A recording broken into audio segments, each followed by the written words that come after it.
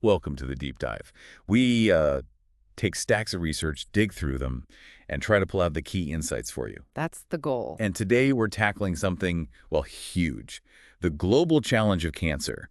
Now, we all know about treatments like chemo, radiation, surgery. The conventional approaches. But organizations like the WHO also really stress prevention, don't they? And a big part of that is, a healthy diet. Lots of fruits, vegetables, whole grains. Exactly. And inside those healthy foods, there are these really interesting natural compounds called polyphenols. Polyphenols are Yeah, and lab studies, they consistently show these compounds have some really significant potential against cancer cells. I mean, quite impressive effects when you look at them in a dish. Okay, but here's the thing. The real puzzle this research is trying to solve, right? If they're so great in the lab, why isn't it straightforward? Why don't they just work like that when we, eat them? That's the million-dollar question. It's this gap between the lab bench and, well, the real world inside a person. Why don't they seem to pack the same punch inside the body? Precisely. The core issue, and researchers keep coming back to this, is their limited effectiveness in vivo, inside a living thing. Okay. And it mostly boils down to something called bioavailability, or rather, poor bioavailability. Bioavailability. Meaning how much of the stuff actually gets absorbed, gets to where it needs to go in the body, and stays there long enough at a high enough concentration to have an effect. Ah, okay. So you eat it, but your body might not actually be able to use it properly. That's it in a nutshell. Your body struggles to absorb enough, transport it, protect it from breaking down, and crucially, deliver enough of it right to the tumor site. So how do we fix that, this big delivery problem? Well, this is where the source material we're diving into today gets really exciting. It explores a potential solution. Nanotechnology. Nanotechnology. Tiny machines. Sort of. Using incredibly tiny materials, like operating at the nanoscale, as clever delivery systems. Basically giving these polyphenols a kind of protective vehicle to help them get where they need to go and do their job. Okay, that sounds fascinating. So what's the specific source we're looking at? We're basing this deep dive on a research review. It's titled Recent Progress in Nanotechnology, Improving the Therapeutic Potential of Polyphenols for Cancer. And who did the work? The lead author is Italo Renan Sousa Vieira, along with colleagues. It was published in the journal Nutrients back in 2023. Got it. And for anyone who wants to read it themselves? Yeah, there's a DOI, a digital object identifier. It's https.doi.org 10-3390 Gen 151431336. You can usually find the paper with that. Perfect. So our mission today is really to unpack this review, right?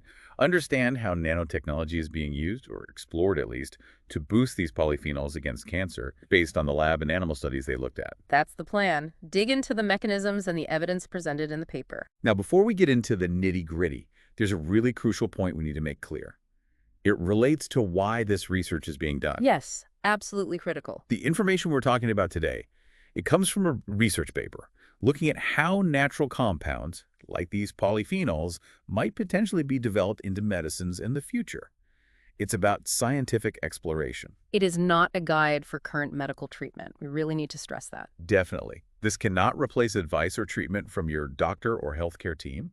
This is about understanding the science, the research process, exploring potential future uses, often involving advanced tech like this nano stuff. It's about seeing how science tries to bridge that gap, from seeing something work in a lab dish to figuring out if it could ever be a safe, effective treatment for people. It's a long road. Right. It's about the journey of discovery. Okay, with that important note out of the way, let's drive in hashtag the potential of polyphenols against cancer. So let's start with the stars of the show before the nano part. Polyphenols, what exactly are they? Where do we find them? Okay, so polyphenols are a really big group of natural compounds. Plants make them. They're technically secondary metabolites, meaning they're not directly involved in the plant's basic survival stuff, like growing or making energy from sunlight. They often have other roles, like protecting the plant from pests or UV rays, or giving fruits and flowers their colors. Oh, okay. And we eat them. Oh, yeah, all the time. They're super common in fruits, vegetables, whole grains, nuts, seeds, even things like tea, coffee, red wine, dark chocolate. They're everywhere in a plant-based diet. And the paper groups them into types. It does. It mentions 4 main chemical classes: phenolic acids, flavonoids, stilbenes, and lignans. Just different chemical structures, really. Can you give us some examples we might recognize? Make it a bit more concrete. Sure. Resveratrol, that's a famous one, a stilbene. Found in grapes, red wine berries. Heard of that one? Then there are flavonoids, which is a huge group. Quercetin is a good example. It's in apples, onions, berries, kale. And EGCG, that's the men polyphenol in green tea. Green tea, right. Curcumin is another big one. It's what gives turmeric that bright yellow color. That's usually classed as a phenolic acid derivative, though sometimes its classification is debated. And lignans, you find those in things like flax seeds and sesame seeds. Okay, so these are in foods already recommended for good health and maybe reducing cancer risk generally. Why are scientists specifically interested in them for treating or preventing cancer? What are their main superpowers, so to speak? Well, the review points to two really well-known general benefits. They tend to be strong antioxidants and have anti-inflammatory properties. Antioxidants and anti-inflammatory. We hear those terms a lot. How does that relate to cancer? Well, think about it. Oxidative stress damage from unstable molecules called free radicals and chronic inflammation are both known to contribute to cancer starting and growing. Antioxidants basically neutralize those damaging free radicals, and anti-inflammatory compounds can help calm down that chronic inflammation that can fuel tumors. So they help protect cells and reduce a pro-cancer environment in the body. That's the idea behind their general protective effect, yeah.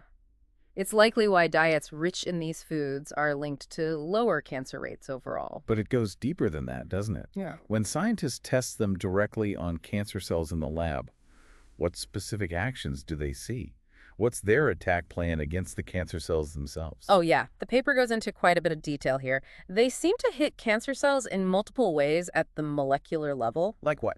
One really big one is inducing apoptosis. Programmed cell death. Exactly. Cancer cells are famous for ignoring signals to die off. They become kind of immortal. But some polyphenols can basically flick the self-destruct switch back on in those cancer cells. Okay, that's useful. What else? They can cause cell cycle arrest. So they stop the cancer cells from dividing and making more cancer cells. They put the brakes on uncontrolled growth. Stopping proliferation. Makes sense. They also show anti-angiogenic effects. Angiogenesis. Yeah. Blood vessel formation. Right. Tumors need to grow their own network of blood vessels to get nutrients and oxygen. Polyphenols can interfere with that process, potentially starving the tumor or limiting its growth. Cutting off the supply lines, like we said before. Yeah. And there's also evidence for anti-metastatic potential, meaning they might help stop cancer cells from breaking away from the main tumor and spreading to other parts of the body. Metastasis is often what makes cancer so deadly. Hindering spread. That's huge. Anything else? The paper also mentions they can influence cancer cell differentiation, kind of pushing the cancer cells to become more mature and less aggressive. And they can affect autophagy. Autophagy. That's self-eating or recycling. Yeah, it's complex. Cancer cells can sometimes hijack autophagy to survive stressful conditions, like lack of nutrients. But other times, manipulating autophagy can actually trigger cell death. So polyphenols might interfere here too. The main takeaway is they don't just do one thing. They seem to mess with several key processes that cancer cells depend on. That really is a multi-pronged attack. Now, the review specifically zooms in on 4 key polyphenols. Can we quickly run through those again? Quercetin, curcumin, EGCG, and resveratrol, and maybe link them to some specific mechanisms before we bring in the nanotechnology. Sure thing. Let's start with quercetin, found in apples, onions, berries. Right. Its antioxidant power is key, as we said. But studies also show it can inhibit something called protein kinase C. That's a family of enzymes involved in cell signaling, growth, division, basically telling the cell what to do. By inhibiting it, quercetin can disrupt those growth signals in cancer cells. Okay. It also seems to directly interfere with the cell cycle, stopping cancer cells from dividing properly. The review mentions studies showing it reducing tumor size in mouse models of breast cancer, inhibiting growth and triggering apoptosis in prostate cancer cells, and also in cervical cancer cells, it seemed to reduce their ability to move and invade. So hitting growth, division, and movement. Yeah, and in lung cancer cells specifically, it was linked to regulating key genes involved in apoptosis like BCL2 and BOX. Think of BAX as the go signal for cell death and BCL2 as the stop signal. Quercetin seemed to push the balance towards go. Interesting. Okay, what about curcumin from turmeric? Curcumin's power seems strongly linked to inducing that programmed cell death, apoptosis, but also, importantly, to inhibiting some major signaling pathways that cancer cells rely on to survive and grow. Which pathways? The paper highlights STAT3 and NFP. These are like master switches inside the cell, controlling loads of genes involved in inflammation, cell survival, proliferation, and angiogenesis. By shutting down STAT3 and NFP, curcumin can really disrupt the cancer cell's operations. Like cutting off the command center. Pretty much. The review cites studies showing effects in breast, cervical, prostate, colorectal cancers, things like reducing telomerase activity, that's an enzyme that helps make cancer cells immortal, reducing proliferation, and lowering inflammatory molecules in mouse models. Got it. Next up, EGCG from green tea. EGCG, a major flavonoid in green tea. Again, a powerful antioxidant. But a really interesting mechanism mentioned for EGCG is its effect on epigenetics. Epigenetics. Yeah. That's not changing the DNA code itself, but how genes are switched on or off. Exactly. Chemical tags on the DNA or associated proteins can go wrong in cancer, silencing protective genes or activating growth genes inappropriately. EGCG seems to be able to influence this. It can inhibit enzymes like DNA methyltransferases or DNMTs, which are responsible for adding some of these faulty epigenetic marks. So it might help reprogram the cancer cell towards a more normal state. Potentially, yeah, by correcting some of those epigenetic errors. Studies mentioned showed it suppressing lung cancer cell growth, even stopping them forming colonies at fairly low doses. In breast cancer, it affected proteins involved in cell adhesion, which hints it might interfere with metastasis, the spread. Fascinating. Okay, last of the big four, resveratrol. Resveratrol, the still bean from grapes and berries, also a strong antioxidant.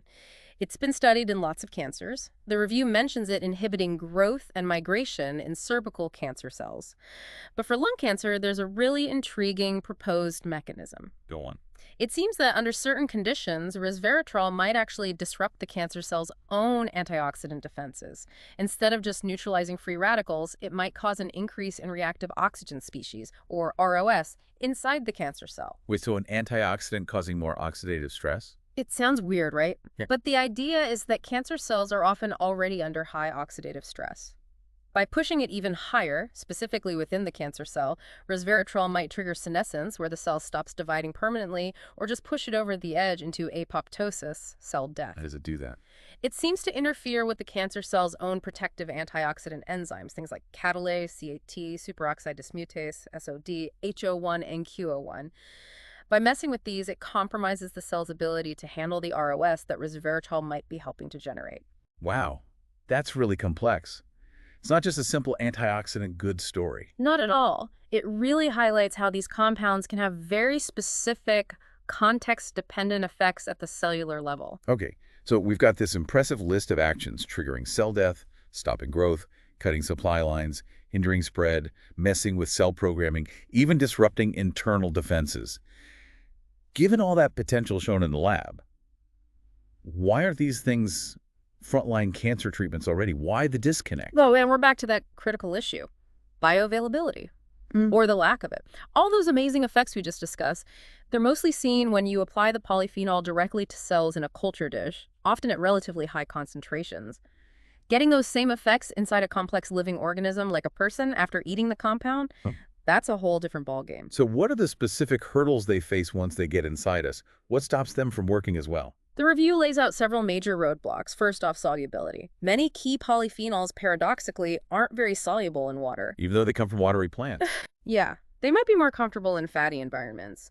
But our digestive system, our bloodstream, they're mostly water-based. If the polyphenol doesn't dissolve well, it's hard for the body to even start absorbing it. Okay, so dissolving is problem number one. What's next? Absorption itself, even if some dissolves, getting it across the lining of the gut, the intestinal wall, and into the bloodstream is often really inefficient for many polyphenols. They might just pass right through the digestive tract without ever really entering the body's circulation. So poor solubility, poor absorption. What if a tiny bit does manage to get into the bloodstream? Is it smooth sailing then? Not usually, no. Sure. The next hurdle is metabolism. Our bodies, especially the gut wall and the liver, are equipped with enzymes designed to break down and modify foreign compounds, things the body doesn't make itself, called xenobiotics. And polyphenols count as foreign. They do. So these enzymes get to work chemically changing the polyphenol molecule, often adding groups to make it more water-soluble so it can be excreted easier. These changed forms are called metabolites. And are these metabolites still good at fighting cancer? That's a key problem.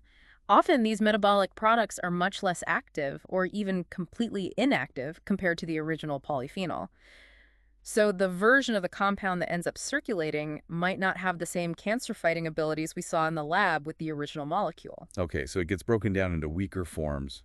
Anything else? Yep, rapid elimination. Even if some active polyphenol or maybe an active metabolite gets into the blood, the body's usually very quick to get rid of it, filtering it out through the kidneys into urine or via the liver into bile.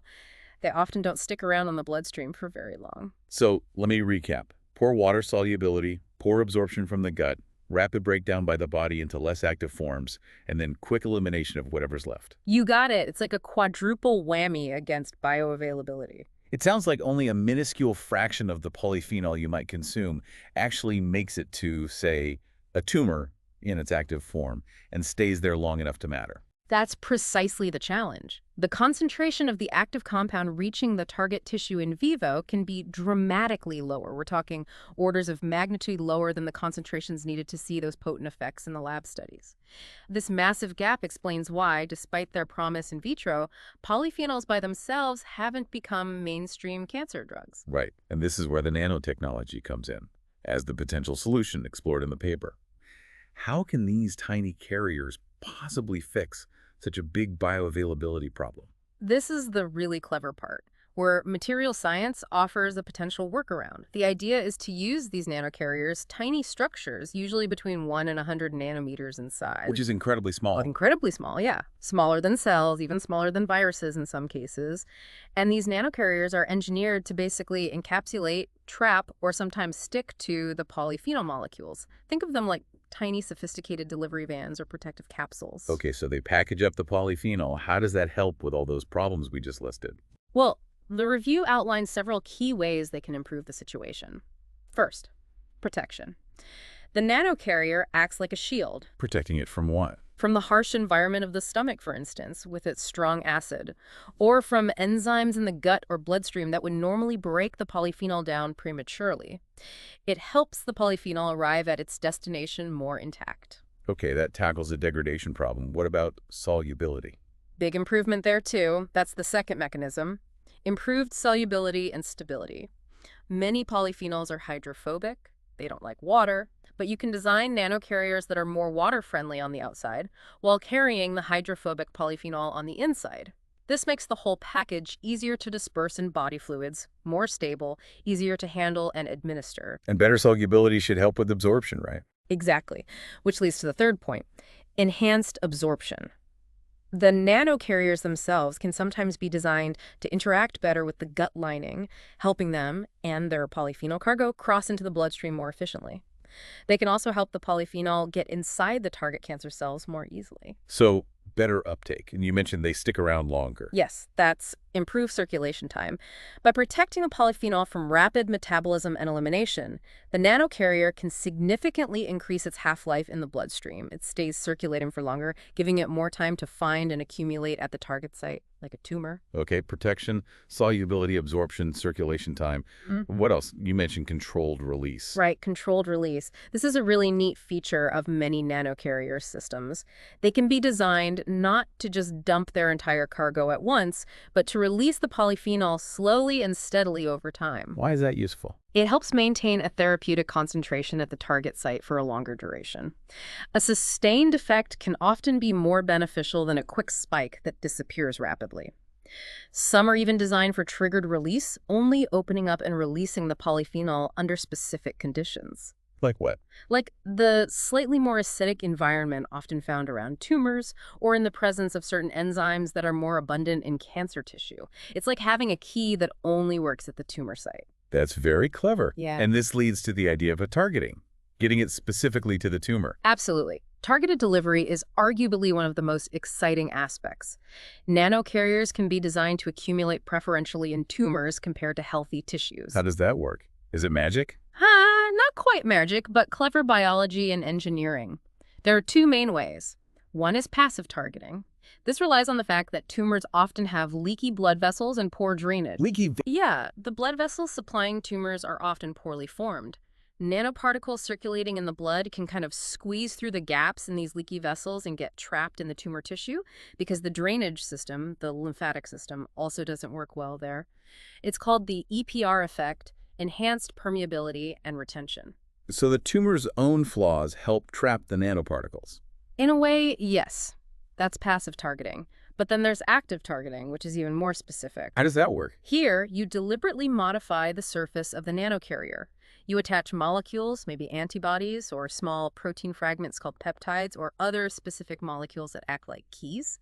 These keys are designed to fit into locks, specific receptors, or markers that are found much more abundantly on the surface of cancer cells, or perhaps on the blood vessels feeding the tumor compared to normal cells. So it's like putting a specific address label on the nanoparticle package. Exactly. It guides the nanocarrier directly to the cancer cells or the tumor environment.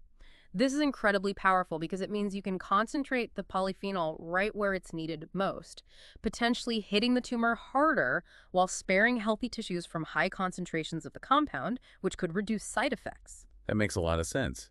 And the review mentioned different types of materials used for these nanocarriers. Yes. Researchers are exploring a whole range of materials. The paper groups them into categories.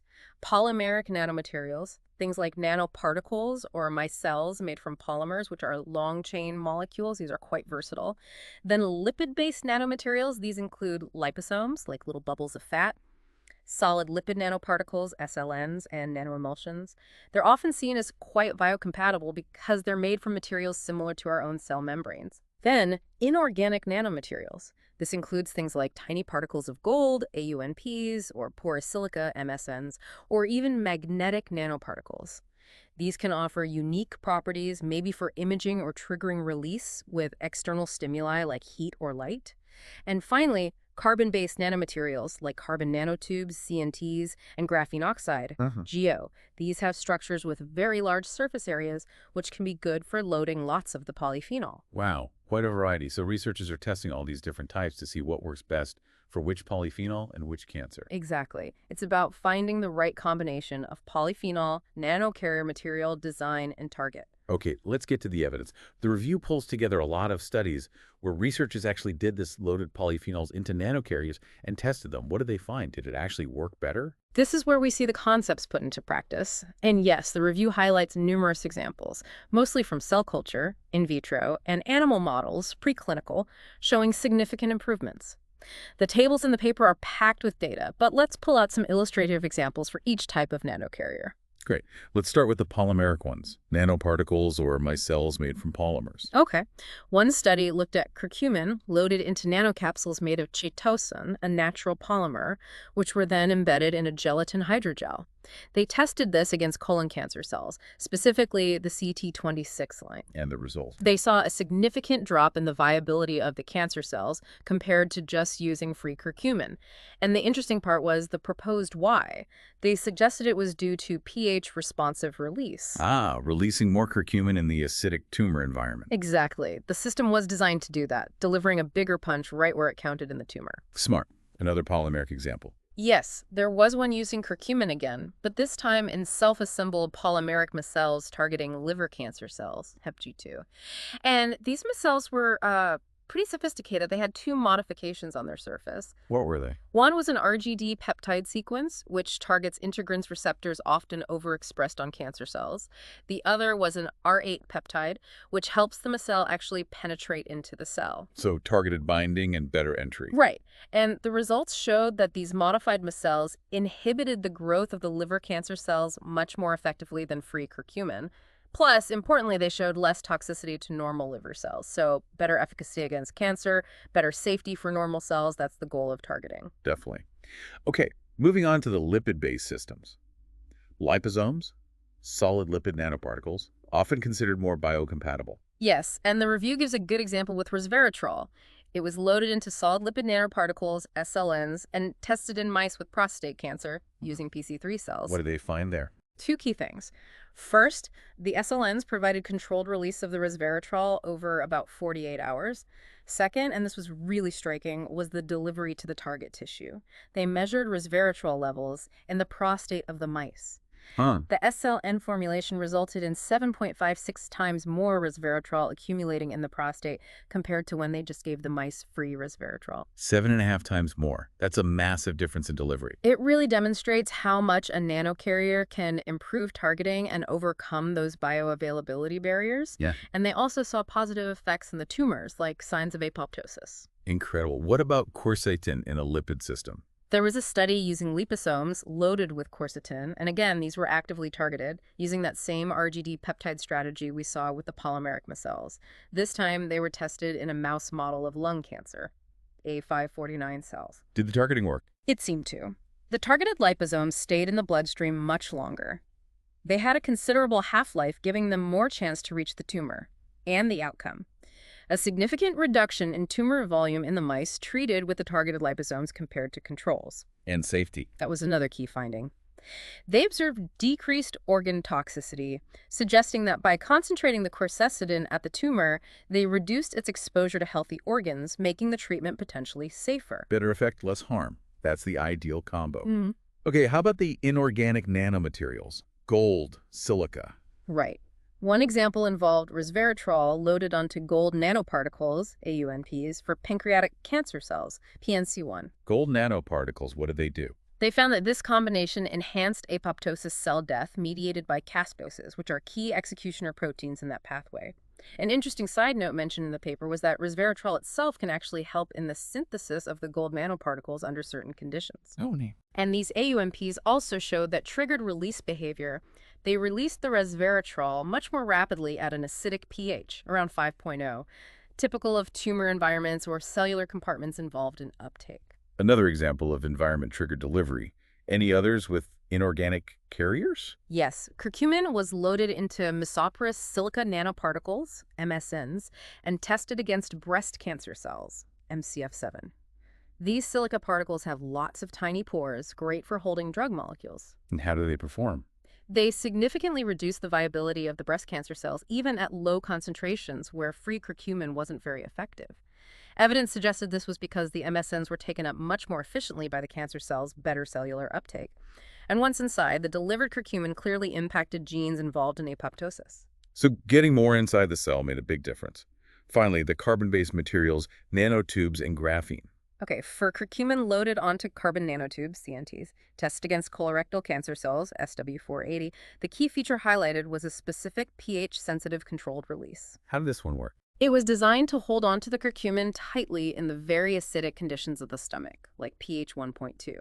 But then, as it moved into less acidic environments like the intestines or potentially a tumor, pH maybe 6.5 to 7.4, it would release the curcumin much more readily. So protecting it through the stomach and releasing it later. Exactly. A smart way to improve delivery past that initial barrier. And graphene oxide. Curcumin loaded onto graphene oxide, geosheets, was studied in colon cancer cells, HT29, SW948.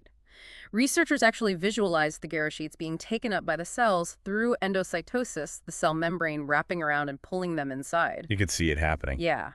And once inside, the combination led to clear signs of apoptosis, like the formation of apoptotic bodies. It also messed with the cell's internal balance, the redox balance, by increasing harmful ROS levels and decreasing the cell's own protective antioxidant enzymes. So again, disrupting the cancer cell's internal environment to cause damage. It seems like these carriers aren't just passive vehicles sometimes. That's right. Some might interact with the cell or its environment in ways that contribute to the overall effect. Now, the review also mentioned using nano-carriers for combinations, right? Not just single polyphenols. Yes. Two main types of combinations were discussed. First, delivering multiple polyphenols together. Like putting two different natural compounds in the same nanopackage? Exactly. The example given used nanofibers loaded with both curcumin and another flavonoid called quercetin, tested for breast cancer. The finding was synergistic cytotoxicity.